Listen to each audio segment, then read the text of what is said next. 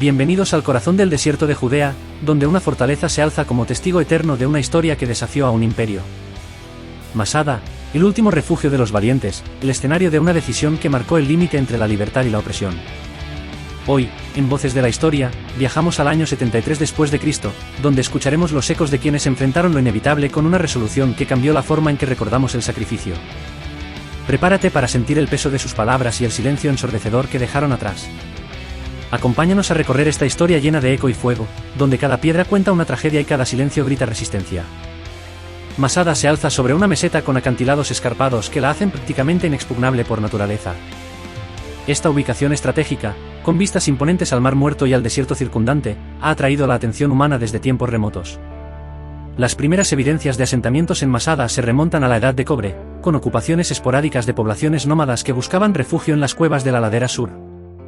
La historia de Masada como fortaleza comienza en el siglo I a.C., durante el reinado de la dinastía Asmonea. Según el historiador Flavio Josefo, el sumo sacerdote Jonatán, identificado con el rey Alejandro Llaneo, fue el primero en establecer una fortificación en la meseta. Sin embargo, en esta época Masada no era más que un modesto refugio, lejos de la grandeza que alcanzaría un siglo después. La transformación de Masada en una fortaleza inexpugnable se debe a Herodes el Grande, el controvertido rey de Judea que gobernó bajo el protectorado romano. Enfrentado a la inestabilidad política y a la amenaza de revueltas internas, Herodes buscó un lugar seguro donde poder refugiarse en caso de necesidad. Masada, con sus defensas naturales, se convirtió en la elección ideal. Entre los años 37 y 31 a.C., Herodes llevó a cabo una ambiciosa construcción en Masada. Se erigió una muralla de 1400 metros de longitud que rodeaba toda la meseta, reforzada con 37 torres de defensa.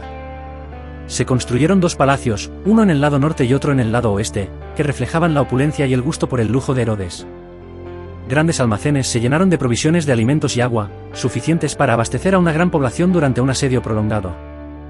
Un complejo sistema de cisternas excavadas en la roca recogía y almacenaba el agua de lluvia, asegurando el suministro incluso en las condiciones más áridas del desierto.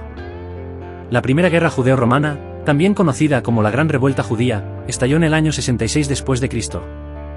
Este conflicto, motivado por las crecientes tensiones entre la población judía y las autoridades romanas, tuvo sus raíces en la imposición de un gobierno extranjero, la interferencia en las prácticas religiosas y la opresión económica. La revuelta se extendió rápidamente por toda Judea, con Jerusalén como epicentro de la resistencia. En el año 70 después de Cristo, las tropas romanas, lideradas por Tito, hijo del emperador Vespasiano, pusieron fin al asedio de Jerusalén. La ciudad fue saqueada y destruida, incluyendo el segundo templo, el corazón de la vida religiosa judía. Este evento marcó un punto de inflexión en la historia del pueblo judío, dando inicio a una larga diáspora. Mientras Jerusalén caía bajo el dominio romano, Masada se convirtió en un refugio para los rebeldes que habían escapado de la capital.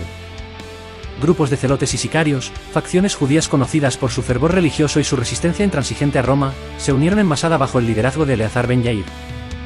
La fortaleza, bien abastecida y con defensas aparentemente inexpugnables, se transformó en el último símbolo de la rebelión judía.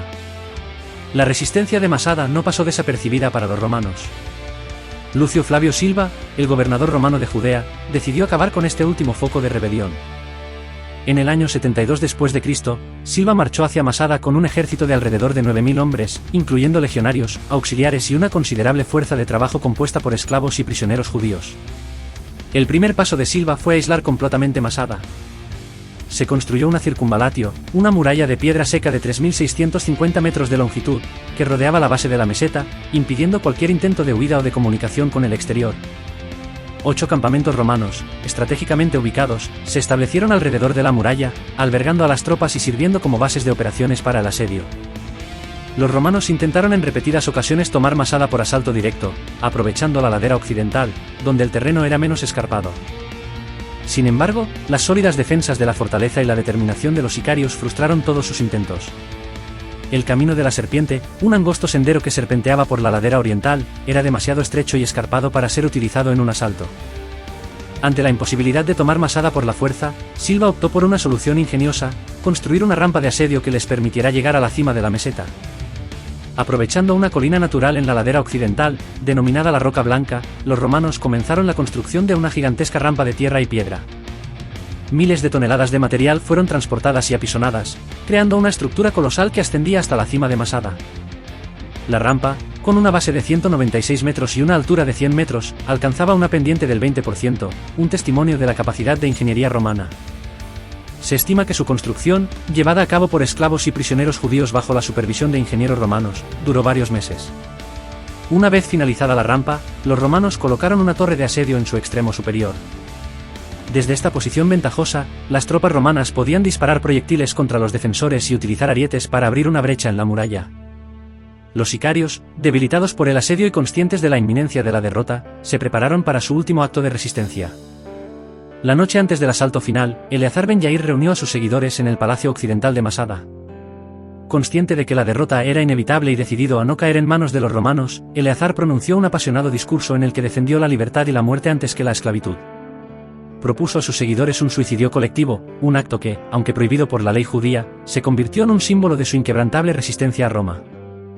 La principal fuente de información sobre el suicidio colectivo de Masada es el relato de Flavio Josefo, un historiador judío que, tras ser capturado por los romanos, se unió a su causa y escribió La guerra de los judíos, con el patrocinio de Tito. Según Josefo, Eleazar convenció a sus seguidores para que mataran a sus familias y luego eligieran por sorteo a 10 hombres que darían muerte al resto. Finalmente, uno de estos 10 hombres se suicidaría tras prender fuego a la fortaleza. Las excavaciones arqueológicas llevadas a cabo en Masada en la década de 1960, bajo la dirección de Yigael Yadin, han encontrado evidencias que parecen corroborar el relato de Josefo. Se hallaron restos de un gran incendio, así como esqueletos de hombres, mujeres y niños en diferentes puntos de la fortaleza. Se descubrieron también monedas, armas, cerámica y otros objetos que permiten reconstruir la vida cotidiana en Masada durante el asedio. A pesar de las evidencias arqueológicas, el suicidio colectivo de Masada ha sido objeto de debate entre algunos historiadores. Se cuestiona la veracidad del relato de Josefo, argumentando que su versión puede estar sesgada por su posición como colaborador de los romanos. Se ha sugerido que muchos de los defensores podrían haber muerto en combate o haber sido ejecutados por los romanos tras la toma de la fortaleza. La caída de Masada en el año 73 después de Cristo marcó el final definitivo de la gran revuelta judía. La resistencia de los sicarios, aunque trágica en su desenlace, se convirtió en un símbolo de la lucha del pueblo judío por su libertad y su identidad. A lo largo de los siglos, Masada ha adquirido un significado simbólico para el pueblo judío. Se ha convertido en un lugar de peregrinación, donde se conmemora el valor y la determinación de aquellos que lucharon por su libertad hasta el final. Tras la creación del Estado de Israel en 1948, Masada se transformó en un símbolo nacional, representando la resistencia judía y la voluntad de defender su tierra. El sitio arqueológico de Masada es uno de los más importantes de Israel. Las excavaciones han revelado una gran cantidad de información sobre la vida cotidiana en la época romana, así como sobre las técnicas de construcción y asedio utilizadas en la antigüedad. Las impresionantes ruinas de la fortaleza, la imponente rampa romana y las vistas panorámicas del desierto de Judea atraen a miles de visitantes cada año. Masada, una fortaleza inexpugnable en lo alto de una meseta desértica, es mucho más que un simple conjunto de ruinas. No fue solo el final de una historia. Fue el comienzo de una leyenda. Una fortaleza donde las decisiones más difíciles marcaron para siempre la memoria del desierto. ¿Qué secretos aún guarda esta roca silenciosa? ¿Qué nos dirían las voces de quienes vivieron y murieron aquí? Un breve relato que nos invita a seguir explorando los misterios del pasado e investigar sobre los hechos que acontecieron. No dudes en compartir este vídeo con tus amigos y familiares. Suscríbete al canal para más contenido sobre historia. Deja un comentario con tus opiniones sobre este tema y dinos qué otros episodios de la historia te gustaría que cubriéramos en futuros vídeos y si deseáis que profundicemos más en ciertos temas, extendiendo nuestro contenido sobre ellos. Un saludo y hasta otra aventura de Voces de la Historia.